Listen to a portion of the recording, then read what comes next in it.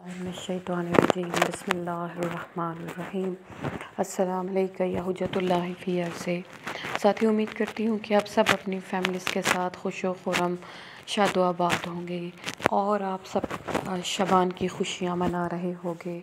जी हाँ साथियों, क्यों ना हम शबान की खुशियाँ मनाएं कि इसमें कुरान के इतने सारे जो पारे हैं उनका नज़ूल हुआ है।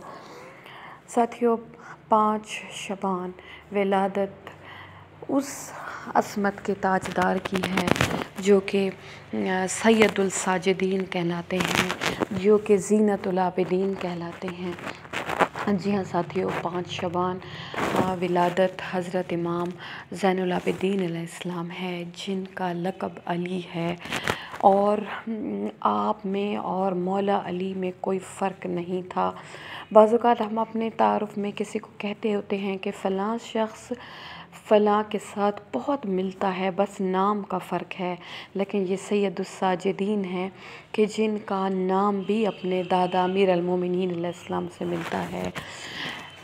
इससे पहले कि हम इमाम ज़ैनुल आबिदीन अलैहिस्सलाम के बारे में आपको आगाह करें, आप हमारे चैनल सदाए मेहदी को सब्सक्राइब कर दें और हमारी वीडियो को लाइक करने के साथ साथ अपने तमाम दोस्तों में शेयर कर दें, ताकि सदाए मेहदी का ये कारवां हमेशा बढ़ता रहे और आप सब सदाए मेहदी की सदा बन जाएं।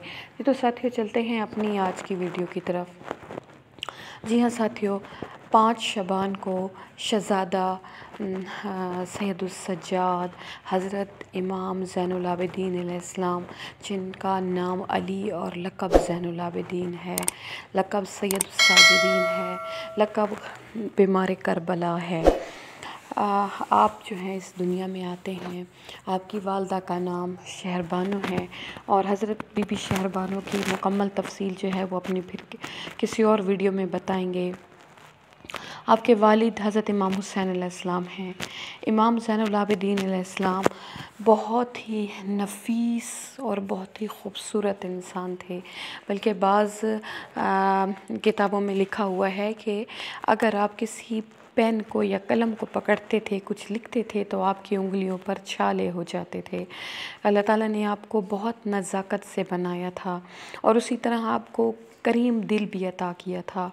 हज़रत इमाम ज़ैनुल आबिदीन अलैहिस्सलाम ने कुछ अरसा अपने दादा अमीर अल-मोमिनीन अलैहिस्सलाम के ज़िंदगी में गुजारा और अपनी ज़िंदगी के तकरीबन 14 साल अपने चचा के साथ गुजारे और बाकी जो ज़िंदगी के साल थे वो अपने वालिद हज़रत इमाम हुसैन अलैहिस्सलाम के साथ 14 साल गुजारे।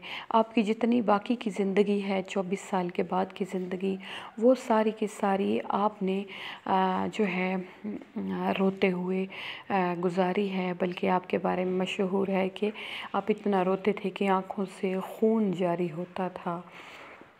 सदक़ात और खैरात जैसा कि आपके ख़ानदान में मकबूल था कि आप अपनी पुश्त पर जो है सामान लेकर जाया करते थे और रात को जो है वो गरीबों में तकसीम किया करते थे। उसकी वजह ये थी कि लोगों को पता ना चले और ना ही उनके चेहरे पर वो सामान लेते हुए जो खिजालत और शर्मिंदगी ज़ाहिर होती हो वो ना हो। साथियों, इमाम ज़ैनुल आबिदीन अलैहिस्सलाम सजदे के लिए इस कदर मशहूर थे, इबादत के लिए इस कदर मशहूर थे कि एक दिन जो है एक दिन शैतान बहुत ज़्यादा परेशान हुआ कि सैयदुस साजिदीन अलैहिस्सलाम यानी हज़रत इमाम अली ज़ैनुल आबिदीन अलैहिस्सलाम को किसी तरह इबादत से हटाए रोके। तो शैतान ने एक सांप की शक्ल इख्तियार की और उसके बाद इमाम अलैहिस्सलाम जब रकू में थे तो इमाम अलैहिस्सलाम के उंगली को जो है उसने डसना शुरू कर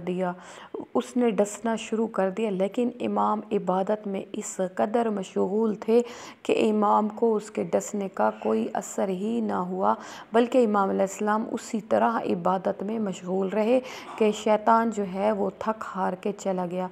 जब शैतान इस हालत में चला गया तो हातिफ़ ग़ैबी से आवाज़ आई कि हाज़ा सैयदुस साजिदीन, हाज़ा ज़ैनुल आबिदीन, सैयदुस साजिदीन। अब सिर्फ़ साजिदीन तो कहते हैं सजदा करने वालों का सरदार, लेकिन आपके साथ जो है ال آتا ہے یعنی سید الساجدین یعنی الساجدین آتا ہے، اس کا مطلب ہوتا ہے کہ جو سجدہ کرنے والے اللہ تعالیٰ کو پسند ہے ان کا سردار، یا پھر عابدین یعنی جو عبادت کرتے ہیں، العابدین یعنی ان جو عبادت کرتے ہیں ان عابدوں میں سے سردار، یعنی کہ یہ بہت بڑی خوبی ہے آپ کی۔ ساتھیو، امام زین العابدین علیہ السلام نے شہادت امام حسین علیہ السلام کے بعد مدینہ میں زندگی گزاری اور آپ نے تقیہ کیا۔ تو اسی طرح امام کے جو چاہنے والے تھے وہ مولا سے ملنے کے لیے آیا کرتے تھے۔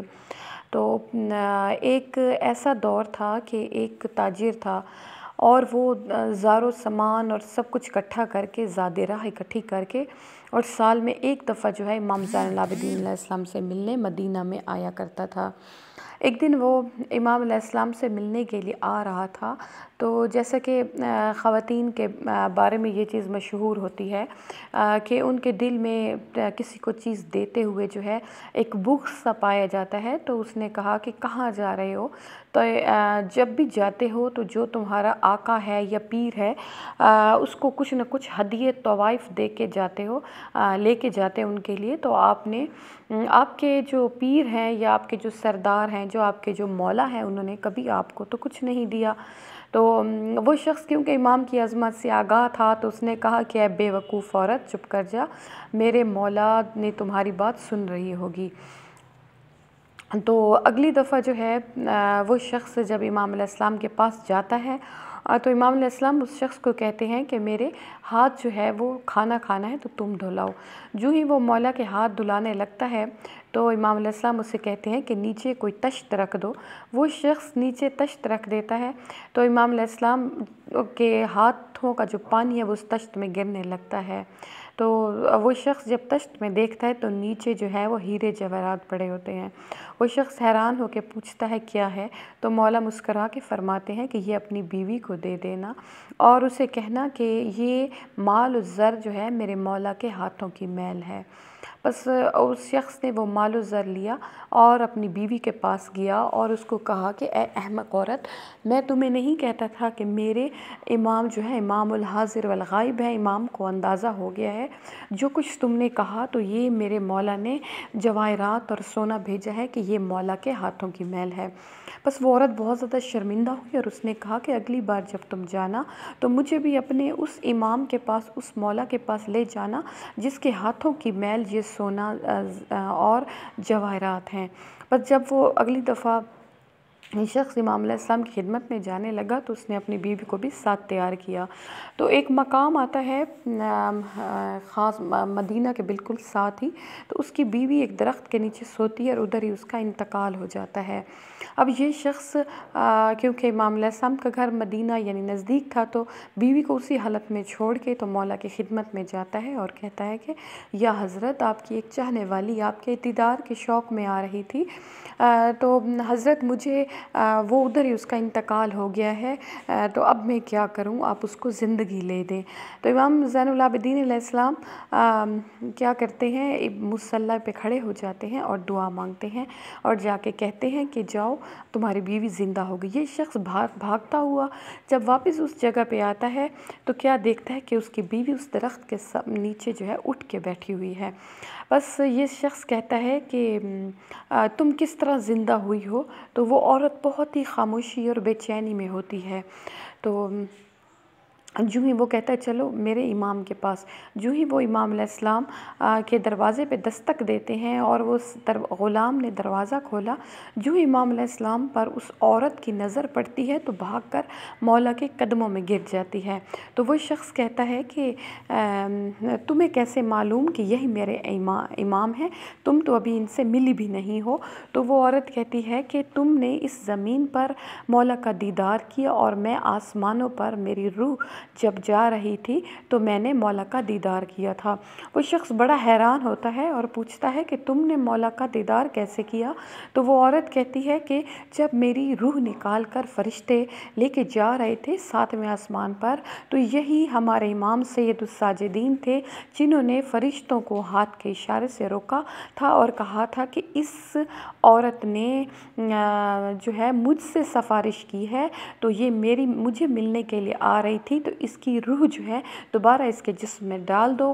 تو بس اس کے اشارے کی دیر تھی، میری روح جو ہے وہ دوبارہ میرے جسم میں ڈلی، تو میں نے وہاں ہی مولا کا دیدار کر دیا۔ تو ساتھیو، یہ سید الساجدین ہیں اور یہ وہ مقامات ہیں جو محمد وآل محمد کو ملے ہوئے ہیں، جیسے کہ سورۃ دہر میں بھی اللہ تعالیٰ ارشاد فرماتا ہے کہ محمد وآل محمد نے جو کچھ کیا ہے دین کے لیے، یا پھر جتنا انہوں نے صبر کیا، جتنا انہوں نے برداشت کیا، تو اس کے بدلے میں اللہ تعالیٰ ان کو جنت میں مقامات بھی ادا کرے گا اور ساتھ میں ان کی ان مشقتوں کا مشکور بھی ہے۔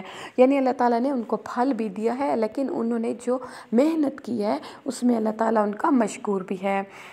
ساتھیو، آخر میں دعا ہے کہ اللہ تعالیٰ ہم سب پر محمد وآل محمد کا پاک سایہ رکھے، ہمارے جو بھی معاملات ہیں ان پر ہمارا خصوصی طور پر معاون مددگار ہو جائے، ہمارے تمام صغیرہ و کبیرہ گناہ معاف کر دے اور ہم پہ اپنا خصوصی لطف و کرم کرے، آمین یا رب العالمین۔